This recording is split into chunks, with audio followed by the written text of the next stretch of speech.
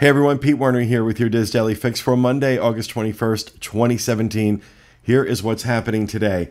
In light of today's solar eclipse across most of the U.S., but especially here in Florida, Disney is making a few adjustments to their schedule. And I never thought about this, but I guess it makes sense because between 1:15 and 4:30, we're going to be plunged into darkness in the middle of the day. Magic Kingdom is going to close Tom Sawyer's Island at 2 o'clock, will not reopen it. Animal Kingdom is temporarily going to close some of its animal trails prior to the eclipse, and they're scheduled to reopen when light allows. Epcot and Hollywood Studios is not changing anything, but over at the water parks, Blizzard Beach is going to kind of play it by ear or by eye and close attractions based on what available light there is. Typhoon Lagoon is said to be not changing anything, and they will use their nighttime lights if necessary. At the resorts, the marina at Disney's Grand Floridian Resort and Spa is going to be closed, but will reopen. Will be closed and will reopen as scheduled on Tuesday. No other closures are anticipated. So that's what happens when we're plunged into darkness. Now, there are 8 restaurants that were recently given the Wine Spectator 2017 Awards. This is actually a pretty prestigious award for restaurants to receive. Obviously, since it's Wine Spectator, it's about wine.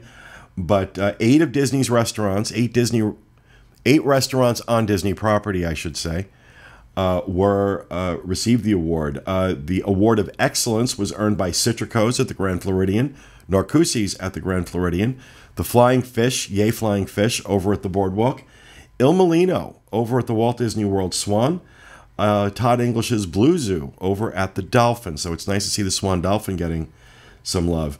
The Best of Award of Excellence is one step above that, and that's given to restaurants where Wine Spectator feels they have gone above and beyond in not just the wines that they offer, but the number of wineries and the presentation. There's a lot of things that go into this.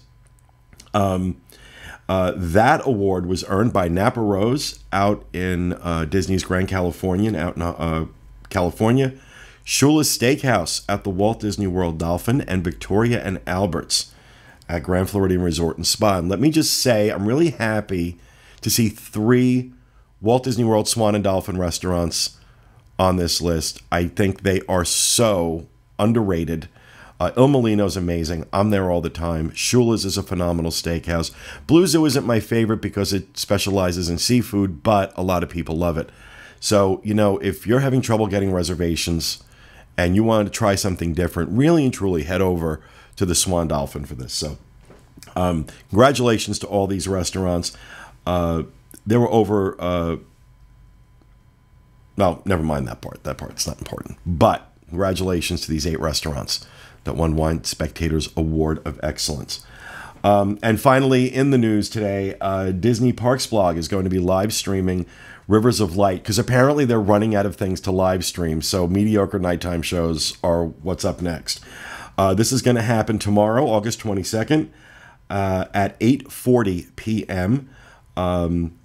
And you can check it out by going to the Disney Parks blog right around that time, and that's where they're going to live stream it. But this is something they're doing on a regular basis now. And, you know, like I said, I think they're running out of things. After this, they're, you know, Bob Iger going to the bathroom is going to get live streamed or something. I don't know. Over on The Diz today, contributor Mike Campbell lists 4 reasons to enjoy the Carthay Circle Lounge at Disney's California Adventure. That will be over on the Disneyland section of The Diz. And Monique Shepard shares her tips on The Diz for taking on Disney with fibromyalgia. You can head over to The Diz homepage and check out those articles. Trending on the boards today is a thread getting some interesting commentary. Apparently, Disney is testing out, over at Port Orleans, they're testing out taking out the individual bottles of H2O toiletries and instead putting shower-mounted large bottles that apparently we all share with each other. And that has some people a little upset. They don't want to share their toiletries. I kind of understand that. I can see Disney's point It saves money and it cuts down on waste of all those bottles getting thrown out and things like that.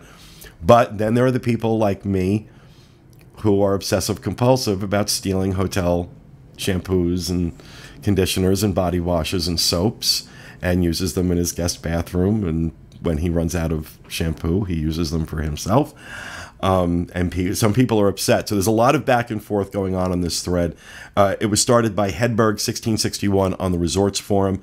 So head over to disboards.com and look for the thread entitled In-Room H2O Products Now in Large Shareable Bottles, and add your thoughts to the discussion.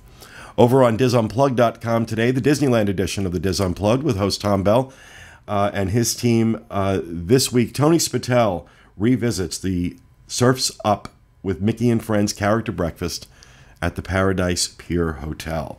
And somebody had just emailed me about what I thought, or Twittered me about what I thought about that. Now they can just go read what Tony, or go listen to what Tony thought. Finally, in the weather, if you're heading into the parks in Orlando tomorrow, partly cloudy skies with a high of 92 and a low of 76. Nicer weather, as always, out in Anaheim, high of 86 and a low of 65.